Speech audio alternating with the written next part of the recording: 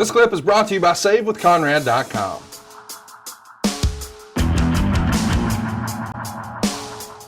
Next up is something a little weird. It's Bray Wyatt and The Undertaker. The Undertaker being at WrestleMania is not weird at all. But because it's a West Coast show and we don't get the total darkness yet inside the stadium, this feels weird, does it not? The Undertaker and Bray Wyatt in the daytime? Not as eerie. Yeah. You lose the sci-fi part of it. Before we move on to that, let me say that, and one of the biggest things that, besides it was performed well, the Ronda Hunter stuff with Rock and them, it was as important that it was a first. There aren't that many firsts anymore. You know what I mean? Besides, it was well done. It was first time we'd seen all those guys in the ring together. Moving on. Yeah, that was a little bit, Undertaker was in great shape for this too. I was so happy to see that, his body felt better and, he had been working out really hard and his diet was good. He looked good. If it's not pitch black though, you lose a little bit of that on the entrance, and his entrance is a big part of the deal. It's that's the build to the Undertaker. And, not to say once the bell rang, those guys didn't have a good match. They did.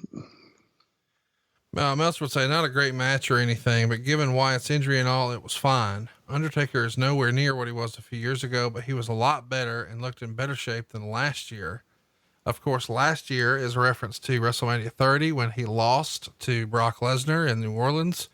Let's reference the injury though. Earlier in the day, before the doors are open, Bray Wyatt is working out in the ring, going over his match, and he rolled his ankle. And apparently he's hurt pretty bad to the point they go ahead and put him in a cast and he wears it the rest of the day until it's time to get in the ring. But there was never any talk of him not making the show, but it does explain why maybe he wasn't quite what you had seen, from him in the past. Well, I don't even remember that. So it wasn't something they made a big deal out of, and there's more than having a great match than taking big bumps. The one thing that, and I didn't go back and watch it because I didn't have to, but the one thing that stands out, you build a match to a finish and it's like a story, there's a beginning, a middle and an end. And you throw some curveballs in there along the way to keep you interested and, keep you in character. And one thing that I remember is Bray did the alien, what we did the alien crawl. He had the Undertaker down selling, and he did that deal where he rolls around off of all fours and spins around, and he's upside down. Yep. Basically, we call it the alien crawl. And he looks over at the Undertaker, and the Undertaker sat up. Well, there's a WrestleMania moment. Absolutely. And it's a moment that lasts in time. And, that all figures in, for me anyway, those special moments in a match, to whether a guy had a good match or not. You built to that. It worked. They popped.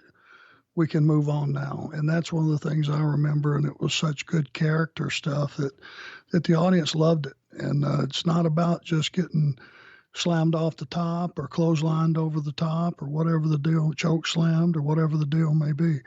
But again, I'm going to go ahead and say it. There's no reason Bray should have kicked out of that first tombstone. Tombstone's a kill shot. No disrespect to Bray. Why? Why should it take two? And that's a problem that, when I'm in the ground, they'll just go, oh, that old bastard was stuck on that, protecting everybody's finishes. I think over time, because nobody's coming up with new moves, and until they have a big bag of new moves that they dump out in the middle of the ring and say, okay, pick your finish out, something they're going to believe, something that's exciting, something you can build to, something you can counter out of. Okay, which one you want to grab? Until that happens, I think a lot of stuff gets thrown away. And once you throw it away, you can't go back and get it again and it be as effective. And they had some of that going on this match too. And it's just, once it happens, match after match after match, it's not special anymore. It's just nobody can keep the other guy down. And it's hard to build a story if that's the premise. Hey, it's Conrad Thompson. Thanks for checking out the podcast here on YouTube. Be sure to hit the subscribe button and the notifications bell so you get a notice anytime we upload some new content. And go save yourself some money right now. If you're in a 30-year loan or you have credit card debt, it's not a matter of if I can save you money, it's a matter of how much. Find out right now for free at SaveWithConrad.com.